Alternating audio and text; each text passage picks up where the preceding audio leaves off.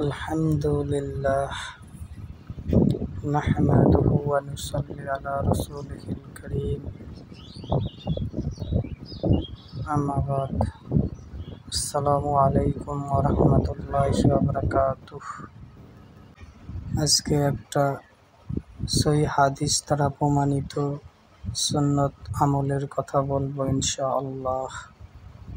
ভিডিওটি শেষ পর্যন্ত দেখো। দোয়াটি ছোট কিন্তু এর মানে অনেক।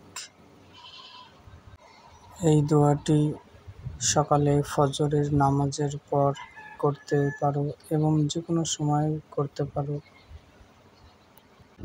এই দোয়াটি অনেকেই জানে, আবার অনেকে জানে না। যারা জানে না তাদের জন্য এই ভিডিওটি বানানো, তারা যেন দেখে শিখে নেয়।